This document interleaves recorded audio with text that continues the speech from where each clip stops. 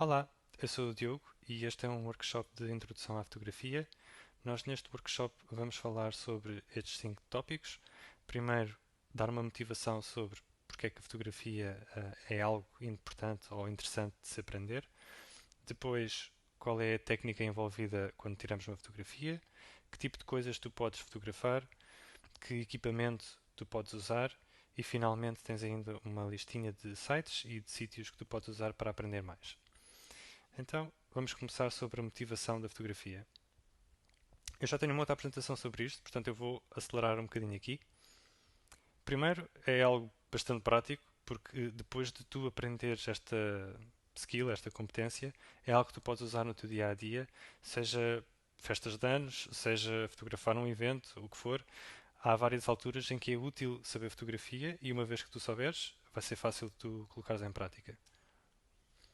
Depois obriga-te a tu abrandares e a tomares mais atenção àquilo que te rodeia, à procura de algo que seja interessante de fotografar. E isso obriga-te a seres mais atento ou atenta também. Depois, sendo uma arte, é algo que te vai estimular a criatividade. Por exemplo, no meu caso, eu sou engenheiro e é muito difícil estimular a criatividade, e então é bom ter este lado mais criativo a puxar por mim. E é uma ótima desculpa para tu saíres à rua. Novamente, eu passo a maioria do meu tempo sentado a uma secretária e, portanto, ter este hobby da fotografia é uma ótima desculpa para eu ir lá fora, apanhar ar, ver coisas diferentes e fotografar. Pronto, espero que estejas motivado ou motivada para aprender a fotografia e então vamos começar com a técnica. Não há assim muita coisa que tu precisas de aprender, ou seja, a teoria não é assim tão grande. Depois o que demora mais tempo é a parte da prática. Então vamos começar com a parte mais teórica.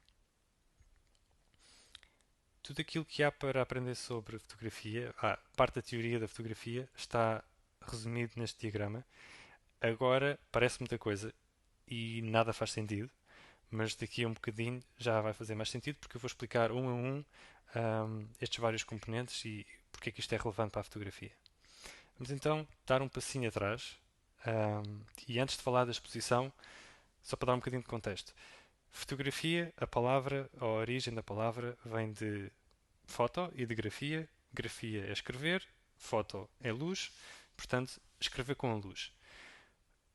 Se, por exemplo, se nós estivermos a fazer um desenho no papel, nós estamos a usar um lápis para escrever, para desenhar, num meio que vai registar essa informação, que é o papel. No caso da fotografia, o nosso lápis é a luz e o nosso papel é o sensor. Ah, Antigamente nós tínhamos aqueles rolos de negativos e isso era aquela parte que era sensível à luz e que registava a luz. Hoje em dia nós já não temos isso, temos sensores digitais, mas o funcionamento é mais ou menos o mesmo. É algo como se fosse um papel, é algo que é sensível à luz e que vai registar toda a luz que capta e é isso que faz a fotografia. Portanto, quando nós falamos em exposição, é a quantidade de luz que existe na fotografia. Nós queremos ter uma exposição correta, ou seja, não queremos ter uma fotografia que é demasiado escura nem demasiado clara, e para isso ajuda a usar esta analogia. Esta analogia não é minha, eu roubei-a do Joel Santos, do livro dele, é muito bom, by the way. E então, o que esta analogia nos ensina é: vamos imaginar que a luz é água. Então, o que nós queremos fazer é: nós temos um copo, o copo é o nosso sensor da máquina, e nós queremos que o copo fique cheio de água. Nem água a mais, em que transborda, nem água a menos, em que o copo fica vazio. Queremos que fique completamente cheio. Ora, existem algumas coisas que nós conseguimos variar quando nós estamos a tentar encher este copo. Nós temos uma fonte de luz, algures, pode ser o sol, pode ser um candeeiro, o que for. Essa parte vamos assumir que nós não controlamos. Então existem estas 3 coisas que nós conseguimos variar. Uma é a abertura, neste caso a analogia é a quantidade de luz que está a passar. Podemos apertar ou podemos abrir. Temos o tempo que nós deixamos a água a correr e temos a sensibilidade do sensor, que neste caso é o tamanho do copo. Ou seja, se for um copo mais pequeno, ele vai ficar cheio mais depressa ou com menos quantidade de água. Se for um copo maior, se for um balde, vai demorar muito mais tempo a ficar cheio. Portanto, A parte importante desta parte é saber que existem estas três variáveis. Imagina uma balança com três pratos, em que quando nós mudamos um, os outros dois têm que compensar essa mudança. Ou a fotografia vai ficar desequilibrada, claro. Ahm, então, vamos ver agora exemplos de o que é uma exposição correta e o que é uma exposição a mais e a menos. Claro, o objetivo é encher o copo, como eu tinha dito. Pronto, cá está. Então, neste exemplo, é a mesma fotografia com diferentes posições.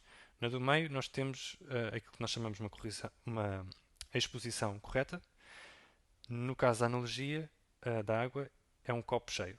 Nem a mais, nem a menos.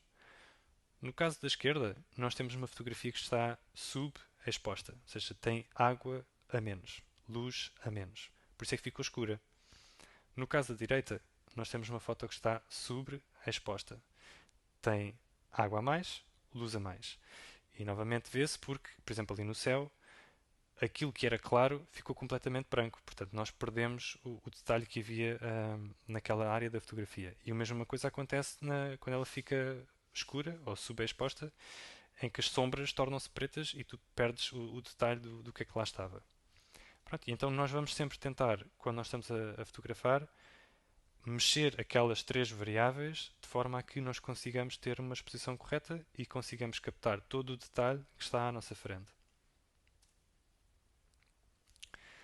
Agora o que eu vou fazer é, para cada uma daquelas variáveis, abertura, velocidade, sensibilidade, eu vou explicar como é que isso afeta a fotografia e como é que isso é controlado na máquina fotográfica.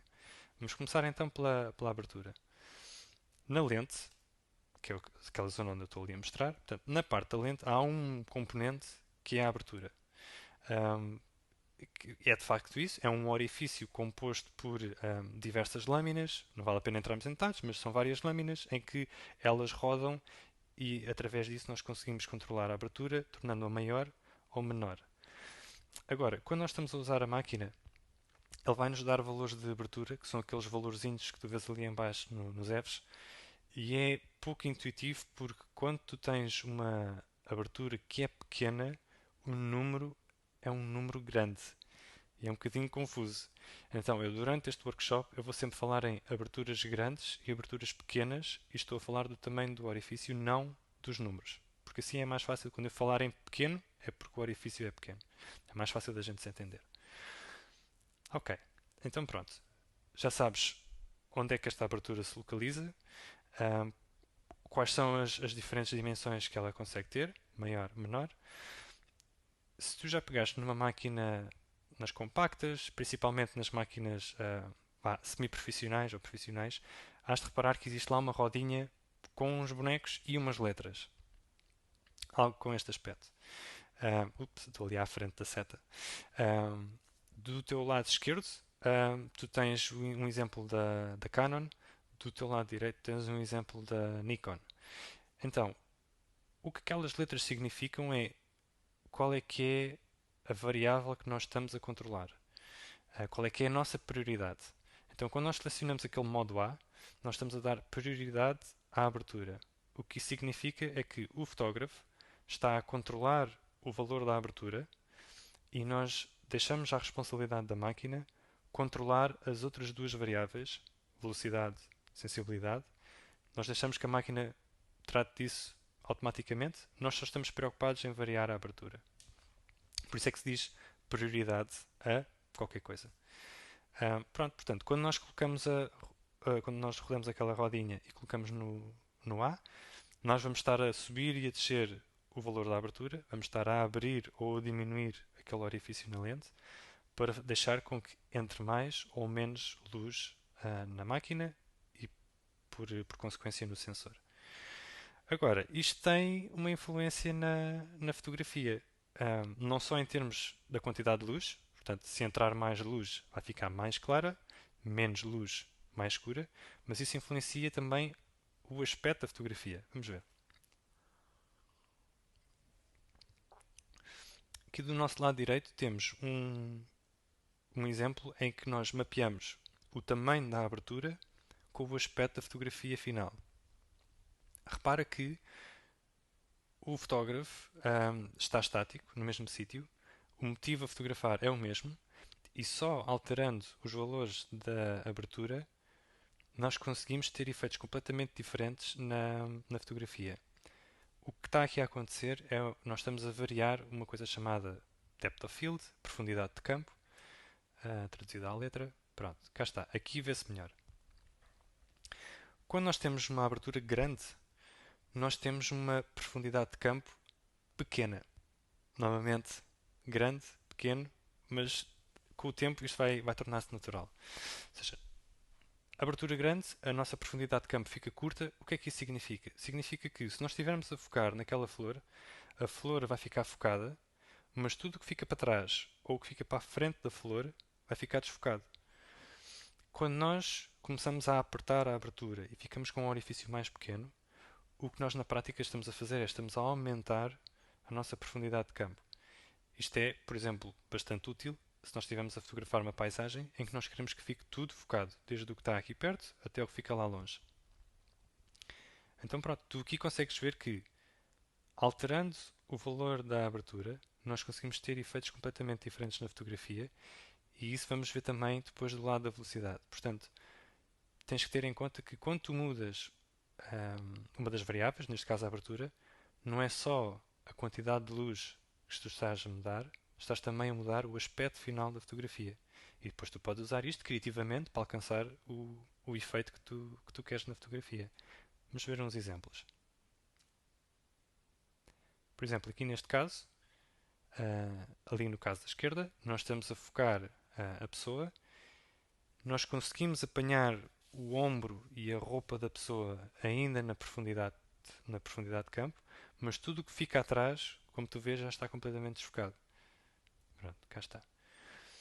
No caso ali daquela imagem da direita, a profundidade de campo é ainda mais pequena, ou seja, nós estamos a focar ali naquela palavra, nós temos o O focado, o W já começa a ter algum desfoco, o E já se nota claramente que está desfocado e daí para a frente perde-se.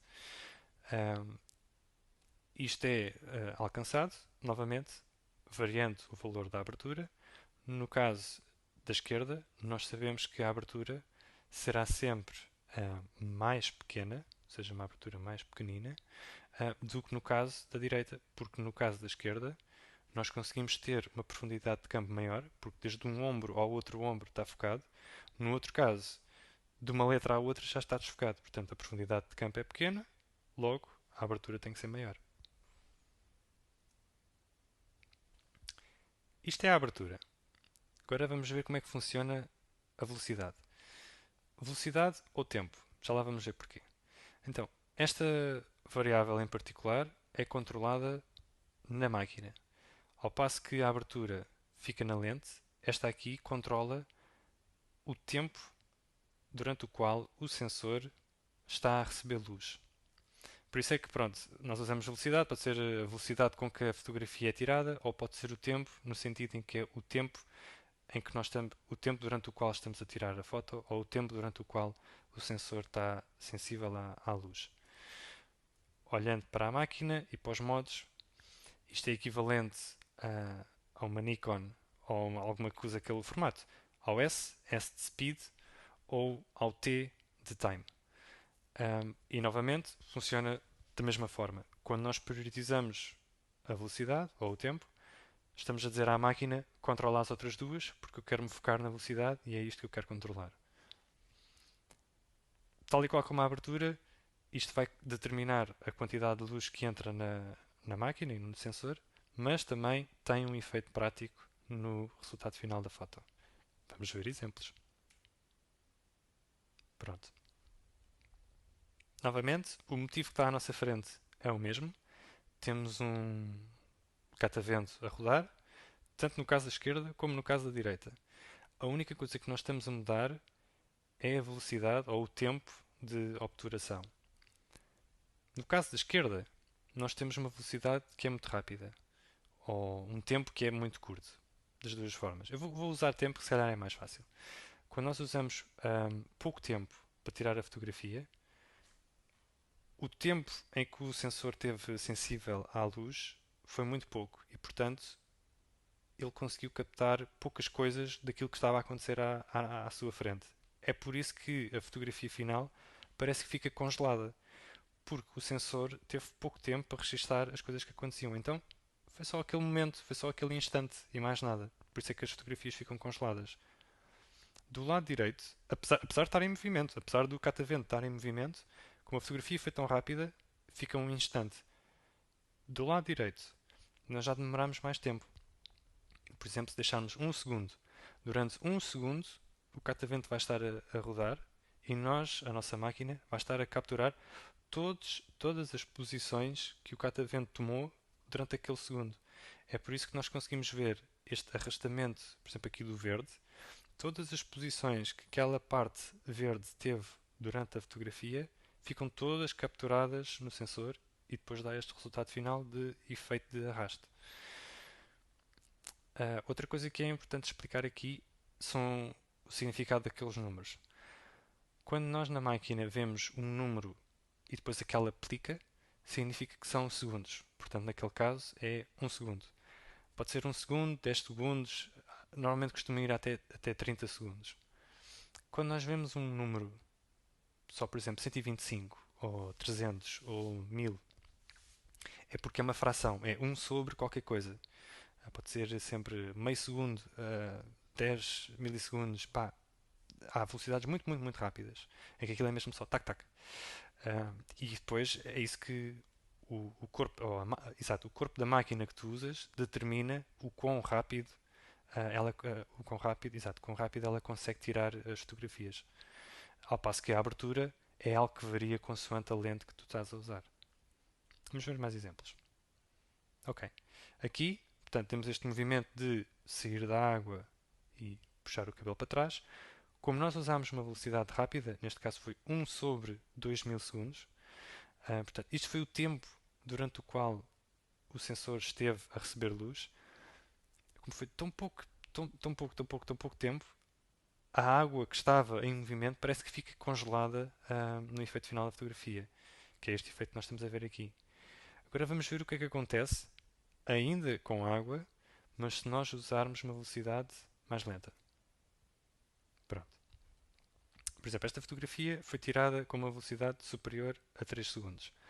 O que isto significa é, durante 3 segundos, o sensor esteve a olhar o que é que estava a acontecer à sua frente e esteve a registar tudo o que aconteceu. Portanto, ele registou a gota d'água que começou aqui, caiu, escorregou, caiu outra vez. Portanto, todo aquele percurso da gota d'água fica registado na fotografia e é por isso que tu vês este efeito de arrasto. E apesar de ser água, tanto num caso como no outro, os efeitos que tu consegues é completamente diferente. E no entanto, a quantidade de luz de uma foto e de outra foto pode ser o mesmo, porque tu prioritizaste a velocidade, decidiste qual era a velocidade que tu querias, mais lento, mais rápido, e a máquina, a câmara, corrigiu o resto para manter uma exposição correta e tu alcançares o efeito que desejavas. Vamos ver mais exemplos. Esta é uma mistura de técnicas.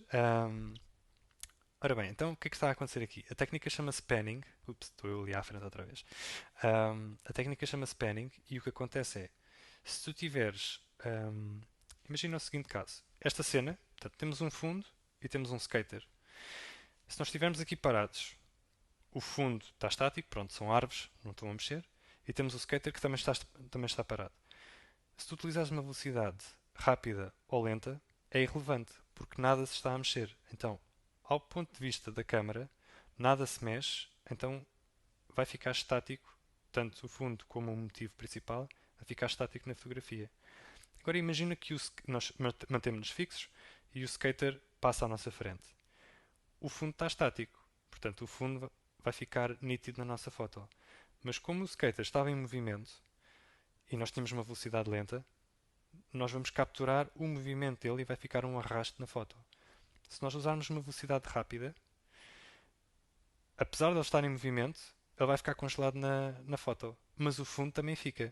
Então como é que se consegue alcançar este efeito? Então, a técnica é a seguinte. Nós estamos parados num sítio, e temos o skater em movimento. Então nós com a máquina colocamos o skater na posição que nós queremos relativa à foto. Neste caso está mais ou menos centrado, portanto vamos pôr o skater mais ou menos no centro do nosso enquadramento.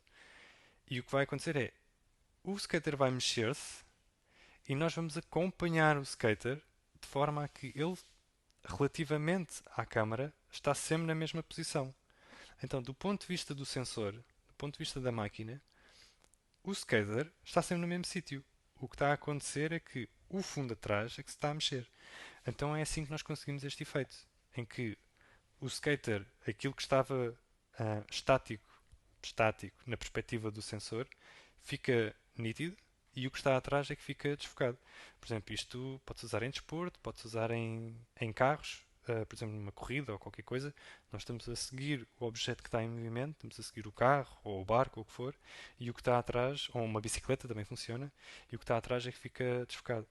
Isto é muito interessante quando tu queres tirar uma fotografia em que queres dar esta sensação de movimento, apesar da fotografia ser estática, é uma coisa que não mexe, não é uma animação, não é um GIF, não é um vídeo.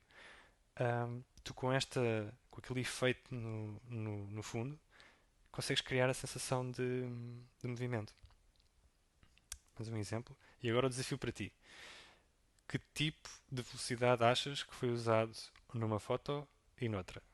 Rápida ou lenta?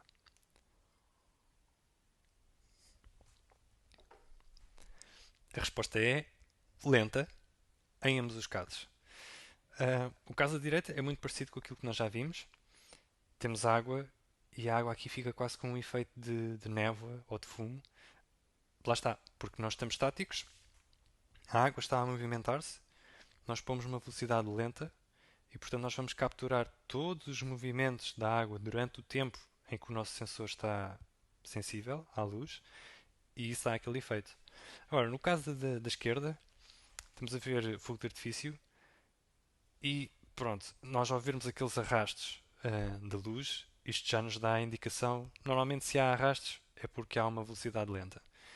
Um, se nós tivéssemos usado uma velocidade rápida, o que acontecia era havia aquela explosão e a nossa fotografia era tão rápida a ser tirada que a posição naquele instante do fogo de artifício era aquilo que era registado. Então ia acabar por ser só uns pontinhos na nossa fotografia. Não tinha piada nenhuma. Neste caso aqui fica muito mais giro se nós tirarmos uma velocidade lenta. Não podemos é mexer-nos. Portanto, estas fotografias têm que ser tiradas no tripé. Porque senão, se nós estivermos a tirar isto nas mãos, as nossas mãos tremem. Por mais que nós façamos técnicas de ficar quietos ou naturalmente temos mãos que tremem menos, temos mãos de cirurgião ou whatever, vai sempre ficar tremido. Aos olhos da fotografia vai ficar sempre, a do sensor vai ficar sempre tremido. Então precisa de um tripé. E pronto, como nós estamos estáticos, tudo o que acontecer à frente, neste caso estes efeitos luminosos, ficam registados como arrastos. E se nós fizermos zoom, nós conseguimos ver também na água as ondulações da água ficaram registadas. A água não está estática. Como por exemplo no outro caso da água em que congela, não, aquilo tem assim uma ligeira névoa porque lá está, todas as ondulações da água enquanto a fotografia estava a ser tirada, fica tudo registado no sensor. Ok, mais um efeito criativo, ainda na categoria de velocidades lentas.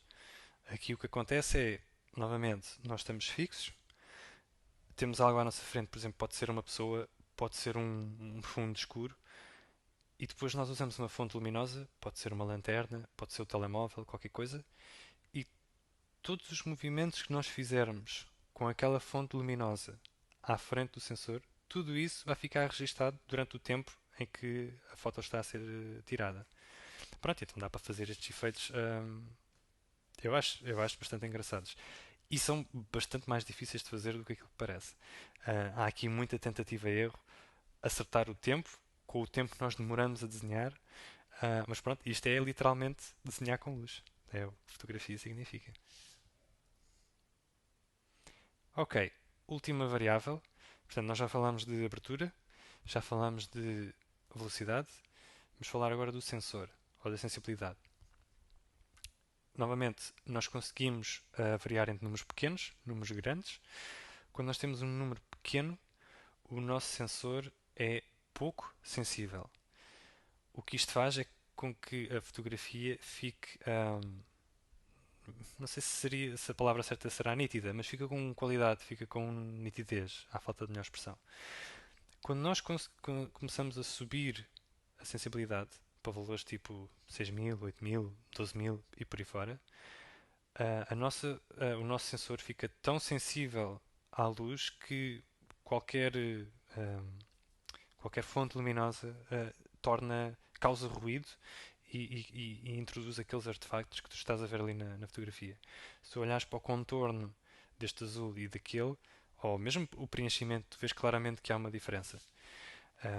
Agora tu podes dizer, então, mas se eu aumentar a sensibilidade, estou basicamente a arruinar a qualidade da fotografia, por que razão é que eu haveria de querer usar isso?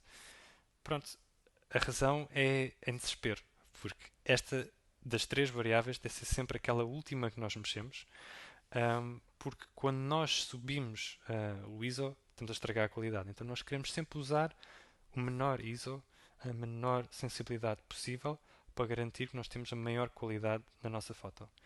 E lá está, como eu estava a dizer, nós usamos isto em caso de desespero, em que nós precisamos de mais luz, ou seja, a foto está subexposta, não tem luz suficiente, e já não conseguimos abrir mais a abertura da lente, já está no máximo. Também não conseguimos tornar a velocidade mais lenta, porque a partir de um certo ponto começamos a ter arrastos e nós não queremos que a fotografia fique com arrastos, não queremos que fique tremida. Então a última coisa que sobra é, bom, vou ter que subir a sensibilidade do sensor para que com a mesma quantidade de luz que eu tenho eu consiga alcançar a exposição que eu quero. Naquele exemplo do copo, estou a tornar o copo mais pequenino para ele precisar de menos luz para ficar cheio. E pronto, estamos de volta àquele diagrama inicial. Portanto, como eu tinha dito, isto resume o que há para saber principalmente sobre a teoria da fotografia.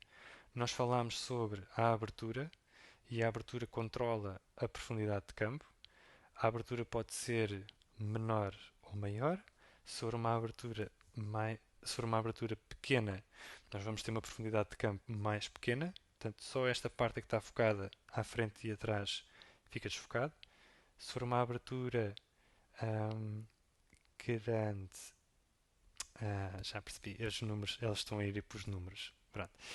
Esquece os números, ouve só o que eu estou a dizer. Se for uma abertura pequena, seja um orifício pequeno, nós vamos ter uma profundidade de campo maior e, portanto, vamos ter uma área maior na fotografia que está focada. Depois falamos sobre a velocidade.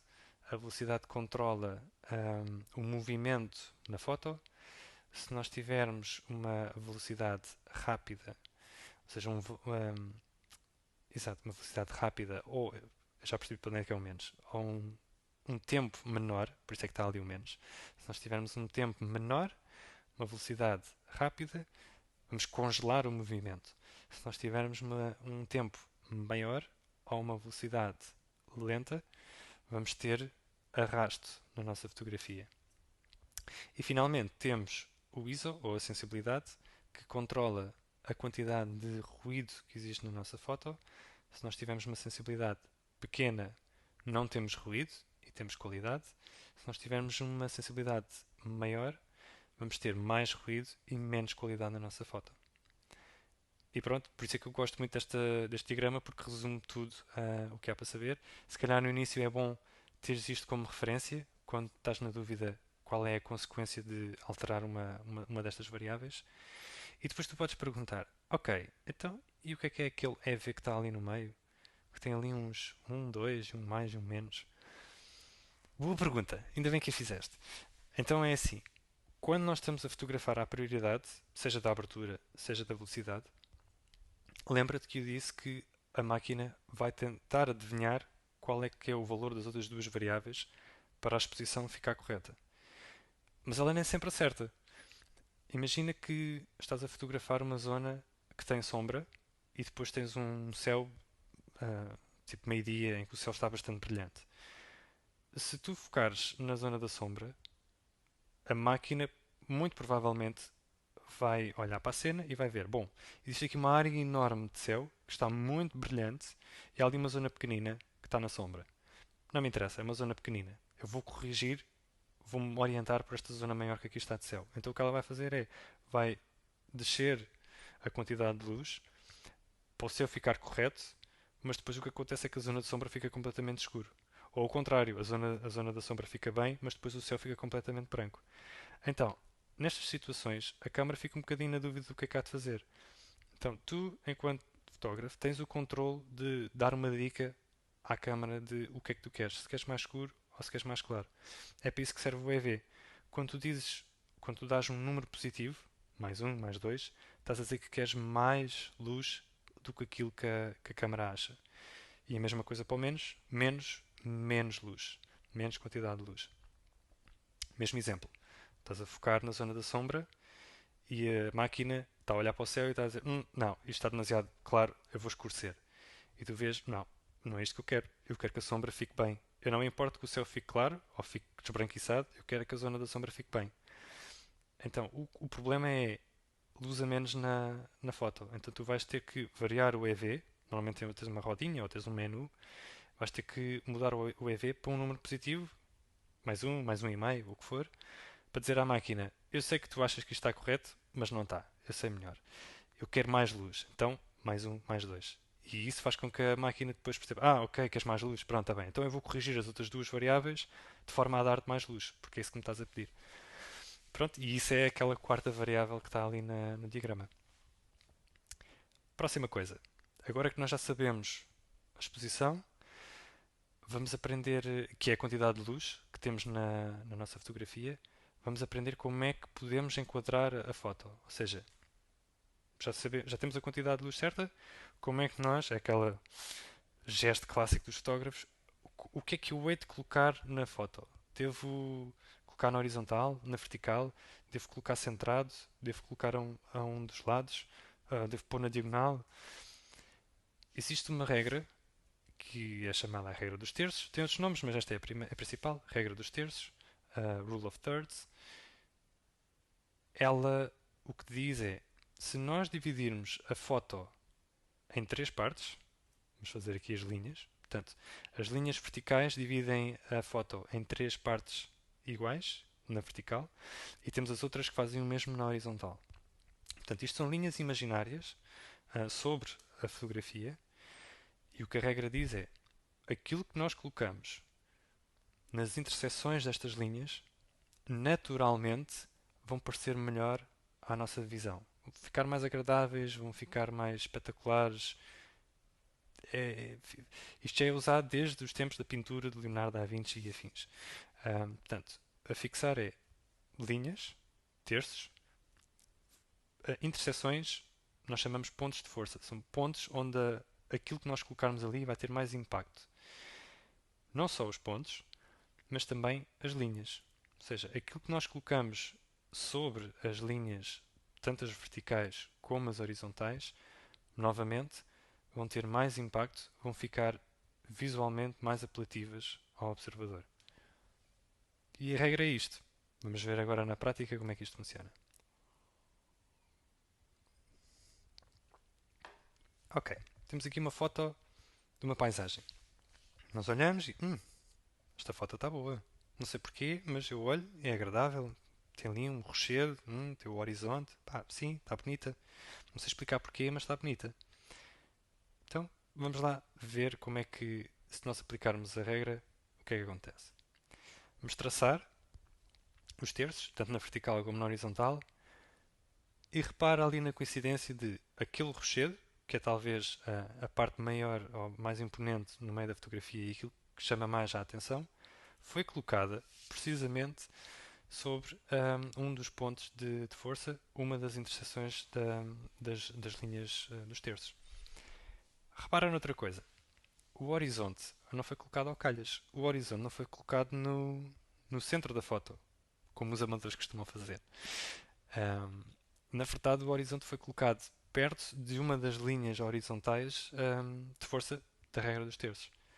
Pronto. E como vês, há várias maneiras de enquadrar esta foto e o fotógrafo usou a regra dos terços para arranjar este enquadramento específico que resulta tão bem aos nossos olhos e que fica visualmente apelativo. Vamos ver mais exemplos. por exemplo, agora na vertical, para não ficares com a ideia que isto só funciona na horizontal.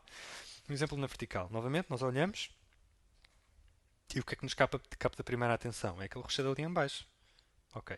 E depois também temos um horizonte lá ao fundo. Ok? Vamos fazer o mesmo exercício. Vamos colocar as linhas e, coincidência. Aquele rochedo que nós temos ali à nossa frente está colocado precisamente sobre uma das intersecções, um dos pontos de força, e novamente o horizonte não está precisamente sobre a linha, mas está lá perto. Está bastante mais perto daquilo do que, por exemplo, se estivesse centrado. Pronto. E neste caso específico, aquilo que acontece ao observador é nós, naturalmente, vamos olhar para aquilo que está mais perto e que está focado e que chama mais a atenção, que é aquele rochedo. E ainda para mais foi colocado num ponto de força.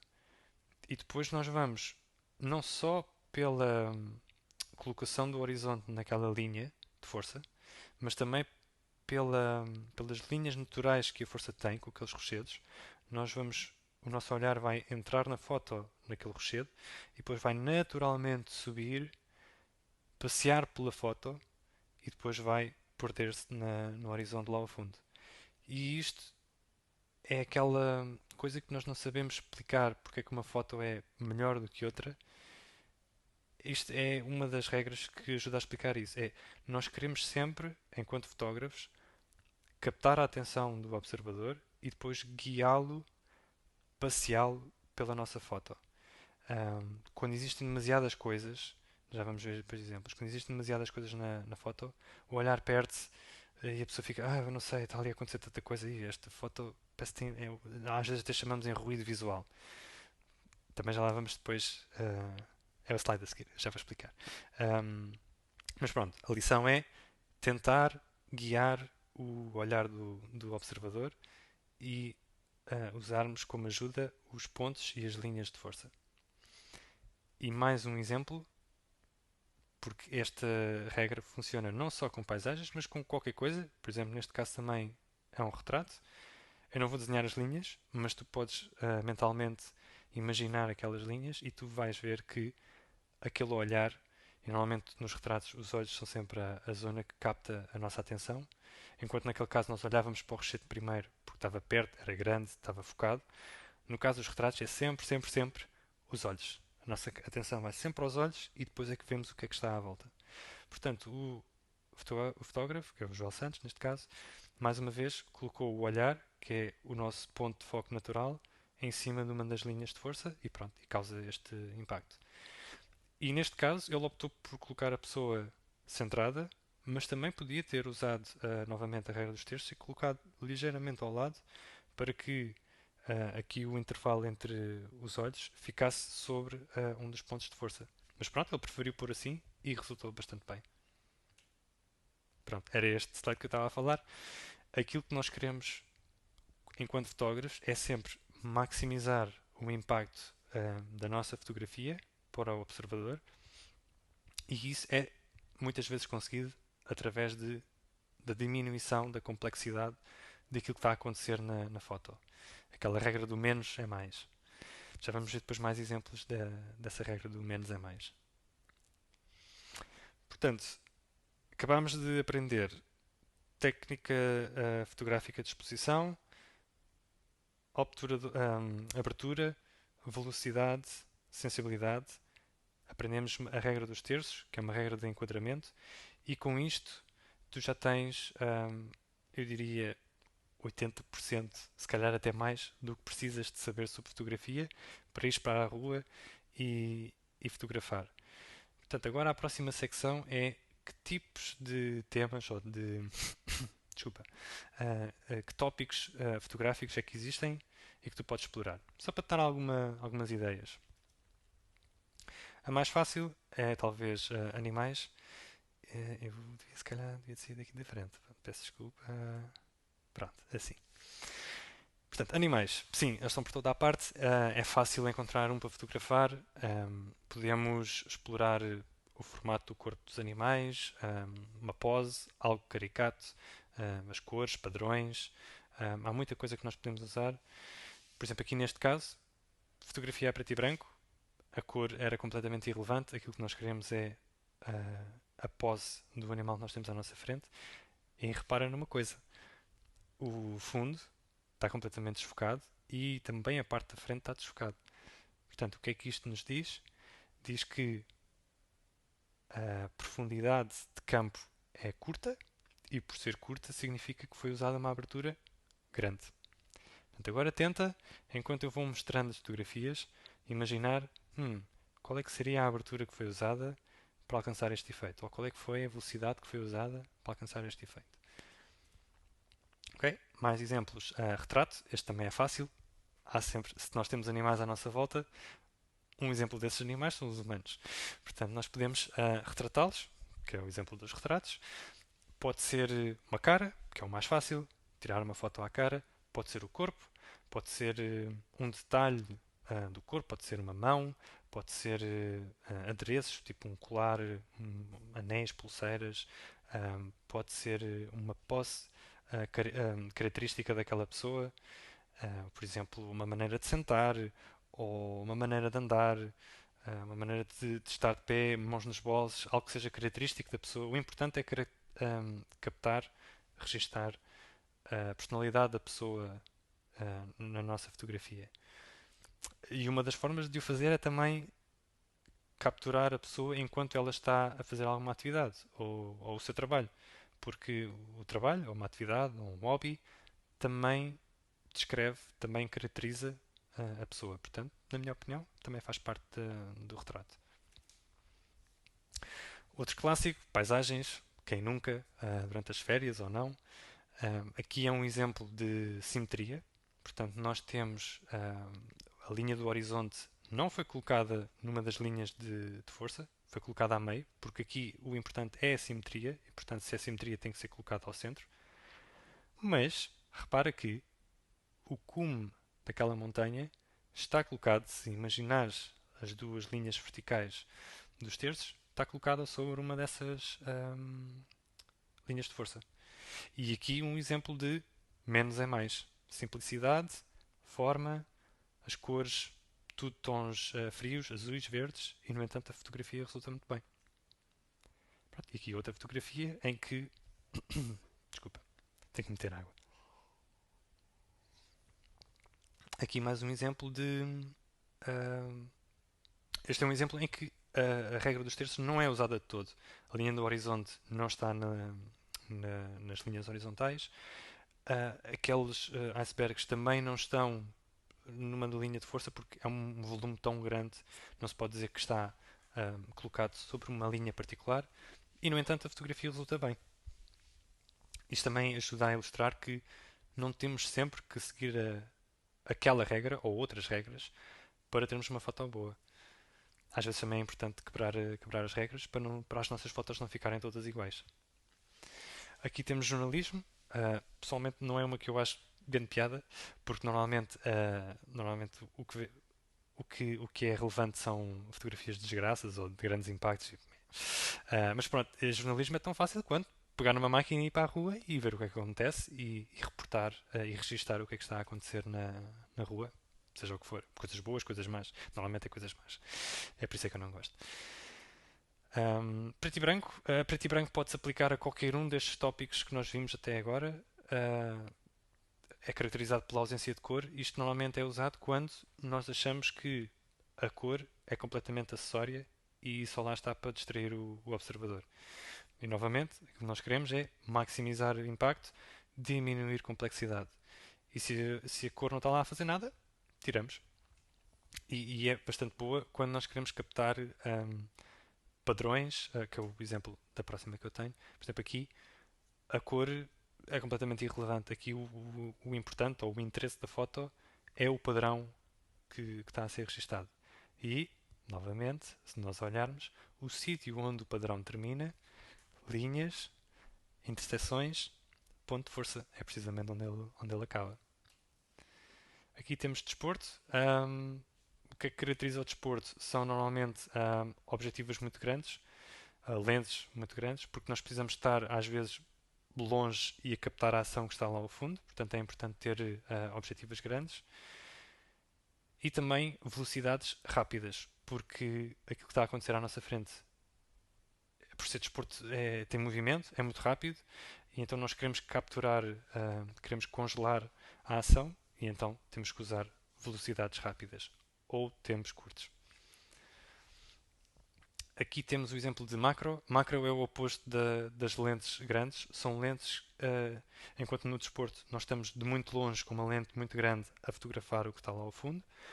Em macro é o oposto. Nós temos lentes especiais que conseguem focar muito, muito, muito perto do nosso motivo. Portanto, por exemplo, esta fotografia que aqui está desta gota, isto se calhar foi tirado a 2 dedos de distância da gota, perdão, da gota à lente.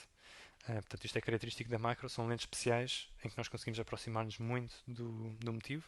Pronto, e aqui novamente, coisas muito pequenas ficam muito grandes porque nós estamos muito, muito próximos delas. Fotografia de moda, aqui é um misto entre retrato e também roupa, arte, estilo.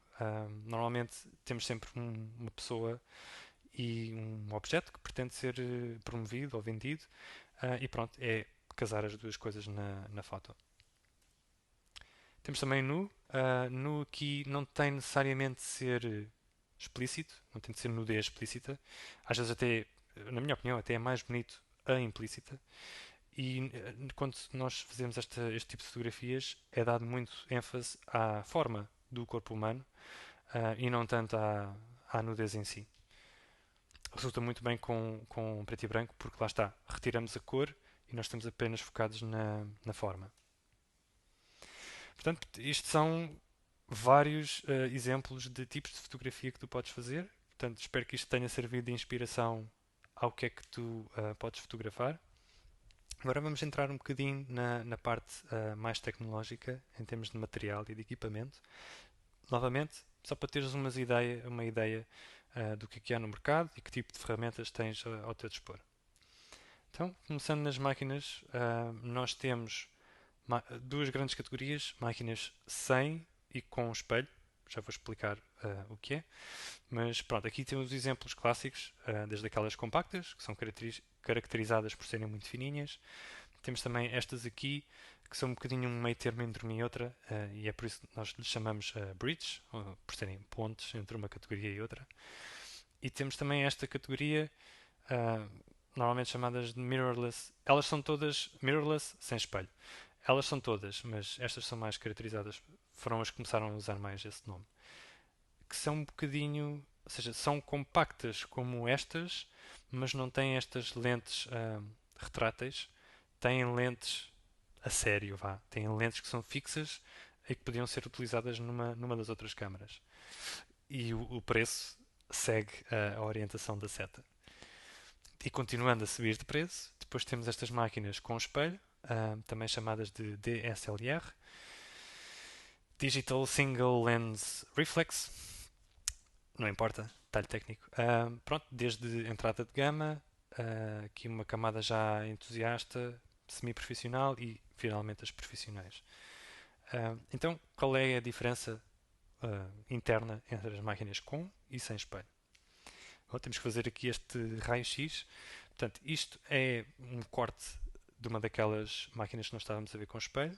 Nós temos a lente, temos o corpo da máquina, aqui temos o sensor, e o que acontece é, nós temos um motivo à nossa frente, ou a luz, ou o que está à nossa frente, a luz vem por aqui, bate neste espelho, daí o nome da máquina com espelho, bate neste espelho, vem aqui acima a este prisma, dá umas cambalhotas e depois sai no visor. É por isso que quando nós olhamos, principalmente nas máquinas antigas, era sempre assim, quando nós olhamos pelo visor, nós estamos a ver o mesmo que a lente está a ver. E, no entanto, a lente está aqui em baixo e o nosso visor está cá em cima. É graças à combinação de espelho e do prisma que nós conseguimos ver o mesmo que a lente vê. Agora tu perguntas, então, mas se o espelho está aqui à frente e o sensor está aqui atrás, como é que a imagem chega ao sensor? Boa pergunta, vou explicar. Então o que acontece é, quando nós carregamos no botão, aquele espelho sobe, a luz entra, bate no sensor, o sensor registra o que está a acontecer e quando a foto terminar, fecha e volta a ficar na posição de descanso em que nós conseguimos ver a imagem. duas provas práticas disto. É quando nós estamos a tirar a foto e este movimento acontece, se nós estivermos a olhar pelo visor, o visor fica escuro. Faz sentido, porque quando o espelho está nesta posição, a luz não é refletida para o prisma e, portanto, nós nunca vamos ver. É por isso que quando aquele movimento acontece, fica preto. E é este movimento de tchac-tchac que faz aquele som característico das máquinas fotográficas de tchac-tchac. É o espelho a subir, a bater e a descer. No caso das compactas, pronto, não há nada disto, não há espelho e por não haver espelho não precisa do prisma e elas conseguem ser muito mais compactas porque não têm nada destas mecânicas. Ahm, e ainda assim, como é que nós vemos a imagem? Vemos porque a luz passa pela lente, ela vai ter sempre ter uma lente, passa pela lente e vai direta para o sensor. E nas costas da máquina nós temos aquele ecrã e aquele ecrã está a dar-nos exatamente o mesmo que o sensor está a ver. E pronto, e isso faz a vez do visor que nós tínhamos aqui em cima das máquinas com espelho. Ok, portanto, isto é a parte da máquina. A parte da lente ou da objetiva, não vale a pena entrarmos em detalhes, é só um conjunto de lentes e de vidros lá dentro, maior ou menor quantidade de elementos, de qualidade. Alguns têm mecanismos eletrónicos para estabilizar a imagem, para compensar o tremer das mãos. Não vale a pena. Só relembrar que a abertura é um dos componentes da lente e existem vários tamanhos de lentes para alcançar diferentes tipos de fotografia. Vamos ver com exemplos, que é muito mais fácil. Portanto, estas são as principais categorias de lentes.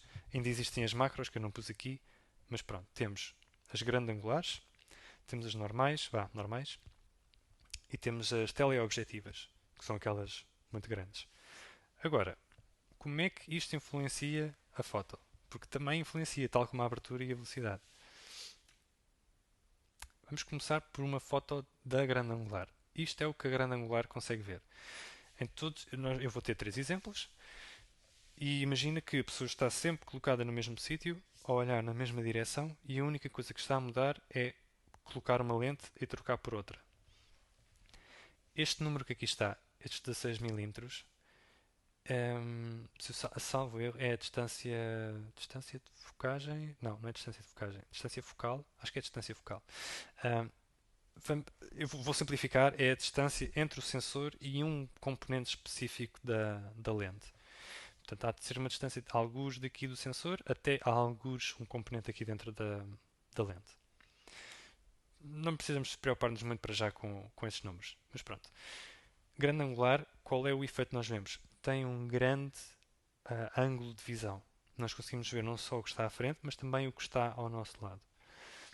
Particularmente bom se nós estivermos a tirar fotografias de paisagens ou, por exemplo, se nós estivermos num espaço pequeno. Imagina, por exemplo, estamos a tirar fotografias dentro de casa e temos as paredes, não podemos deslocar-nos muito e queremos capturar a divisão toda.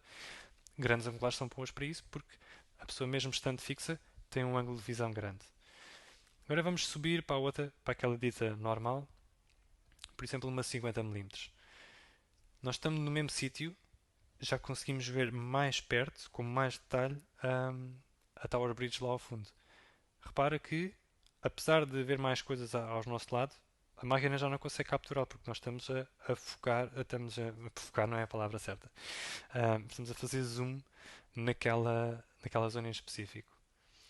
E aqui temos já uma teleobjetiva que vemos com ainda mais detalhe as janelas, mas já não fazemos ideia do que é que está à volta.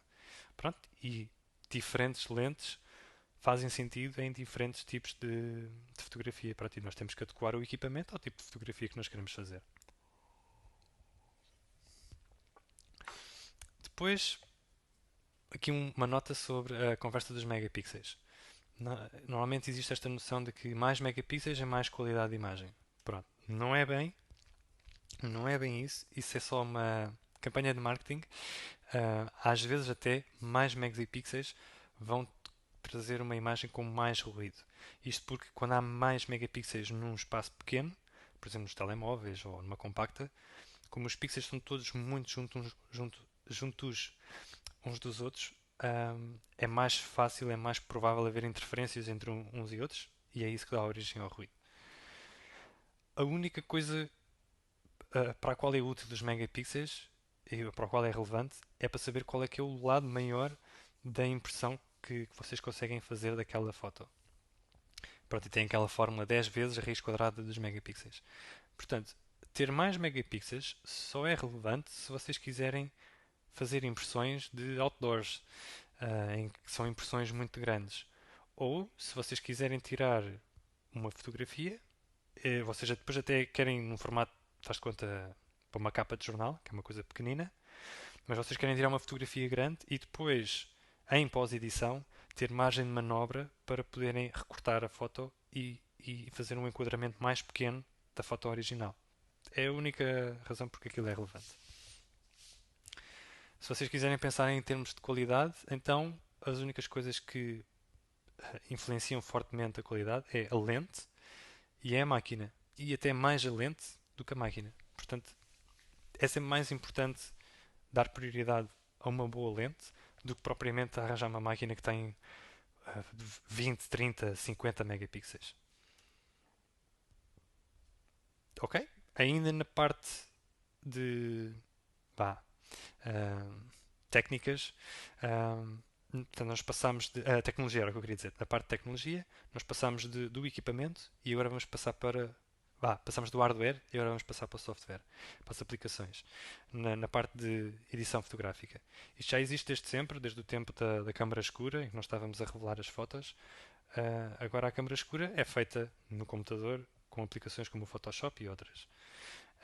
Eu vou mostrar em que situações devemos usar, o que é que conseguimos fazer e depois vou dar a minha opinião de até quão longe podemos ir e quando é que torna-se um exagero. Ok, exemplo. Eu tinha tirado a foto da esquerda. Deixa-me tirar isto aqui. Tinha tirado a foto da esquerda e a foto claramente está escura. Ou seja, por limitação minha, porque pus as definições erradas na máquina ou porque a minha máquina na altura não era boa o suficiente, ficou escura. Mas a fotografia tinha potencial, então eu vou recorrer à pós-edição para corrigir, neste caso, a exposição, porque a da esquerda estava subexposta, estava demasiado escura, pouca luz, e tive que corrigir ali do lado direito. Este é um exemplo clássico de quando usar a pós-edição. Vamos ver mais exemplos. Antes disso, só dizer que, na minha perspectiva, nós usamos a pós-edição como algo que melhora a fotografia que nós temos, ou seja, aproveita todo o potencial que a fotografia já tem e que nós não conseguimos tirar logo imediatamente por limitação ou nossa ou do material que estávamos a usar. Mas isto é a minha filosofia. Pronto, cá está, exemplo. Portanto, novamente do lado esquerdo, fotografia de rua, nós tínhamos as nuvens demasiado brancas, demasiado claras, com sobreexposição, e as sombras estavam um bocado escuras demais. Então o que eu fiz foi escurecer o céu e clarear as sombras para ter algo que é mais equilibrado. Pronto, para tentar atingir, lá está, a exposição correta. Este exemplo desta foto. O motivo principal, aquele surfista, estava bom, mas havia problemas ao nível da exposição, estava escura. Tínhamos também ali o horizonte estava torto e ainda tínhamos ali aquele surfista ali de lado que não estava a acrescentar grande coisa à fotografia. Então, vamos por passos. Primeiro, corrigir a exposição. Depois, corrigir a orientação do horizonte lá ao fundo. E depois, remover aquilo que está a mais na foto. Lá está. Menos é mais. Vamos ver mais. Antes disso, lembrete, regra dos terços, não foi colocada ali ao calhas, foi colocada ali numa posição num ponto de força. Ok. Esta é mais complicada. Muitos problemas. Problemas desta foto. Temos uma cabeça que não devia estar ali, temos o chão que está torto, temos as sombras que estão demasiado escuras e temos ainda no fundo tem demasiado ruído. Neste também não dá para ver, mas vi-se os artefactos e o ruído. Então, o que é que eu fiz? Tirei a cabeça de lá, alinhei o chão, corrigi a exposição pondo mais luz nas sombras e depois usei uma aplicação especial para remover aquele ruído do fundo. Como tu estás a ver, aqui já houve um grauzinho de aldrabice na foto, porque se tu olhares com muita atenção, reparas que aqueles veios de madeira no chão não estão alinhados. Portanto, aquilo foi uma edição assim um bocadinho à pressa. Mas pronto, só para mostrar que é possível remover partes inconvenientes da foto para conseguir uma foto final mais interessante. Ok, vamos subir ainda mais o nível de aldrabice. Temos esta foto em que o surfista estava em movimento, ficou tremido, lá está, velocidade lenta e por isso conseguiu o arrasto, mas depois o resto da foto não estava nada de especial. A pessoa sentada não estava a fazer nada e os surfistas lá ao fundo até estavam desfocados. Portanto, dali, aquela parte era o melhor. Depois tirei uma outra foto em que os surfistas lá ao fundo de facto estavam focados, mas depois o resto. E finalmente tinha outra em que a pessoa sentada estava a fazer qualquer coisa de interessante. Bom era haver uma foto que tinha o melhor destas três fotos. Pronto, isso é possível. Nós colocamos as fotos alinhadas umas com as outras e sobrepostas e nós depois, através de camadas e de máscaras, conseguimos dizer desta camada eu quero este bocadinho, desta camada eu quero este bocadinho. E depois o resultado final é isto, em que nós temos o melhor de tudo. Parece que foi tirado naturalmente e que saiu assim da máquina, mas não, é mentira. Esta foto nunca existiu. Esta foto é uma montagem. Portanto, aqui já começa a fronteira entre o que é fotografia e o que é pintura, porque esta fotografia não foi registro de nada, fui eu que a criei. Pronto, e depois fiz a correçãozinha da exposição, contraste, o costume. Agora, nível ainda mais de aldrabice, e é claramente, e topa-se logo que é aldrabice. Já agora, aquele exemplo anterior e este, a técnica que eu usei chama-se exposição múltipla, porque lá está, nós temos várias exposições, várias fotos, e estamos a condensar tudo isso numa só. Então, o que é que acontece aqui? Nós temos um tripé que está montado e que vai tirar quatro fotos diferentes com a mesma pessoa em quatro posições diferentes e depois, em pós-edição, nós pegamos nas quatro fotos, alinhamos as fotos todas e depois novamente vamos dizer desta foto eu quero este bocadinho, desta foto eu quero este bocadinho. E vamos pintando as áreas da foto que nós queremos. Pronto, e alcançamos esta foto que é completamente impossível, que sou eu em quatro posições diferentes ao mesmo tempo. Pronto, quando é que, agora, opinião pessoal, quando é que eu acho que nós não devemos usar? Quando nós estamos a criar fotos, quando nós estamos a desenhar fotos, quando nós estamos a fazer pintura em vez de fotografia. Um, Isto pode parecer inocente, por exemplo, naquela brincadeira, mas se nós estivermos a fazer retratos e se nós estivermos a fazer fotografias para revistas, se calhar, e quando essas revistas vendem aquelas fotos como o ideal de beleza, se calhar estamos a colocar como ideal de beleza uma pintura, algo que não existe, e a criar expectativas irrealistas na cabeça das pessoas. E eu acho que isso é a fronteira e cabe a nós, fotógrafos, impor esses limites a nós e saber até onde devemos ir e quando é que devemos parar. Pronto, resumindo, o que é que nós cobrimos? Primeiro, motivação da fotografia, porque é que é interessante e relevante aprender fotografia. Técnica de fotografia, o que é exposição, como alcançar uma boa exposição, quais são as variáveis que nós podemos mudar e qual é o impacto que elas têm na nossa fotografia. Depois tivemos uma técnica de enquadramento, a regra dos terços, super fácil de utilizar e dá um efeito logo, um impacto bastante maior nas nossas fotos. Depois vimos temas fotográficos, tópicos de fotografias que tu podes começar a usar para praticar. E depois tivemos um cheirinho de edição digital para ver quando é que devemos usar, o que é que conseguimos atingir com elas e os efeitos criativos que nós conseguimos atingir. Pronto, e agora mesmo para acabar, é só uma lista de sites e de recursos onde tu podes aprender mais sobre fotografia. Se isto é demasiado confuso e tu queres uma única coisa só que tu queres ler e aprender, então, sem dúvida, o livro do Joel Santos, Fotografia, consegues encontrar em qualquer FNAC. Muito, muito bom. Muitos exemplos, bem explicado. É um autor nacional. Portanto, só razões boas para comprar aquele livro. E depois de teres as tuas próprias fotografias e achares, estou tão orgulhoso com as minhas fotografias, agora quero mostrá-las ao mundo. Felizmente hoje em dia já tens muitas maneiras de o fazer. Fora Facebook, Instagram e essas coisas, que na altura quando eu fiz estes slides nem sequer existiam. Mas estes são sites mesmo dedicados à fotografia, não são redes sociais.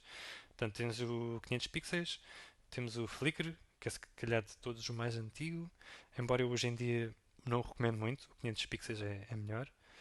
Temos o olhares.pt, que é uma comunidade de fotografia portuguesa, e temos o DeviantArt, apesar de ser um site que tem muita arte, tanto manual como digital, também tem uma secção de fotografia, portanto também pode ser um sítio onde tu podes partilhar as tuas fotos.